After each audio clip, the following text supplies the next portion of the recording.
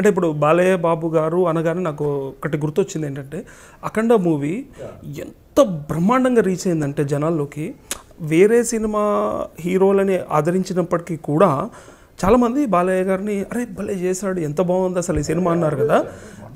అంటే ఇంతకుముందు వాళ్ళ ఫ్యాన్స్ కాకపోయినప్పటికీ కూడా వేరే హీరో ఫ్యాన్స్ అయినా కూడా బాలయ్య గారి ఫ్యాన్స్ లాగా అరే భలే చేశాడు అని చెప్పి చాలామంది ఇంట్రెస్టింగ్గా చూస్తారు సినిమాని.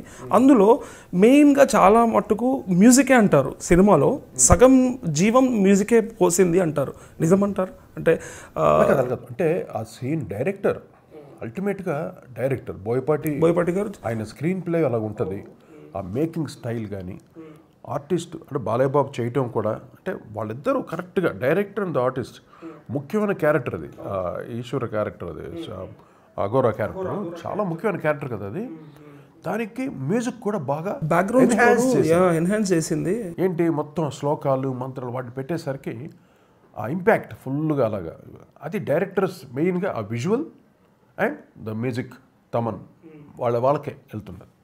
మెయిన్గా విజువల్స్ అది క్రియేట్ చేశాడు కదా డైరెక్టరు, ఆటోమేటిక్గా మ్యూజిక్ వచ్చేస్తుంది అక్కడ అంతే. దానికని మనం ఏం జుట్లు పిక్కోనక్కర్లా, ఆ ఇంపాక్ట్ చూపిస్తాడు డైరెక్టర్ విజువల్స్ ఇంపాక్ట్. అక్కడే అబ్బా దీనికి శ్లోకాలు పెడితే బాగుంటుంది రా, పలానా మ్యూజిక్ చేస్తే బాగుంటుంది, ఆటోమేటిక్గా ఐడియా వస్తుంది కంపోజర్కి అలాగా.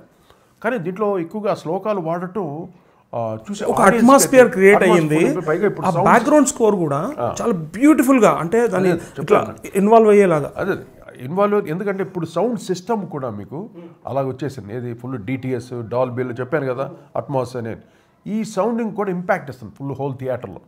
వీళ్ళు మామూలు సౌండ్కి ఎక్కువ సౌండ్ పెట్టేసి అంటే సౌండ్ ఇంపాక్ట్ అది సౌండ్ పెంచేసి మన కూర్చున్న అందరూ ఇన్వాల్వ్ అయిపోతుంది దాంట్లో. ఇప్పుడు నాది అరుంధతి సినిమా ఉంది, దాంట్లో సౌండ్ ఇంపాక్టే టోటల్గా. సౌండ్ చూసి అంత భయపడిపోవటం, భయం అంటే బొమ్మాలి క్యారెక్టర్ వచ్చినప్పుడు కానీ అరుంధతి వస్తున్నప్పుడు కానీ the background score and the sounding of the theatre అది బాగా హెల్ప్ అవుతుంది టోటల్గా. అలాగే ఆ ఖండాలో అన్నీ టోటలీ ఆయన బాలయ్యబాబు క్యారెక్టర్ మెయిన్గా ఆ 2 క్యారెక్టర్లు డబుల్ యాక్షన్, 2 క్యారెక్టర్లు ఎక్స్ట్రాడినరీ. చెప్పుకోదండి మెయిన్గా అఘోరా క్యారెక్టర్ అది ఆయన చేసే విధానం, ఆ డైలాగ్ డెలివరీ ఇంకెవరు లేరు ఆ స్టైల్లో చేసేవారు, ఓన్లీ బాలయ్య. ఆ విషయం చెప్పండి. కరెక్ట్. బాలయ్యబాబు ఒక్కరే ఉన్నారు ఆ ట్రెండ్ చేయాలంటే. అది అక్కడ నుండి పెద్ద ఆయన ఆశీస్సులు అక్కడ నుండి వచ్చింది బాలయ్యబాబుకి. మాకు మా నాన్నగారి దగ్గర నుండి వచ్చింది ఆశీస్సులు అంతే. అక్కడ నుండి వచ్చిన వాళ్ళ పెద్దవాళ్ళు వాళ్ళంతా కారణ జన్ములు వాళ్ళు.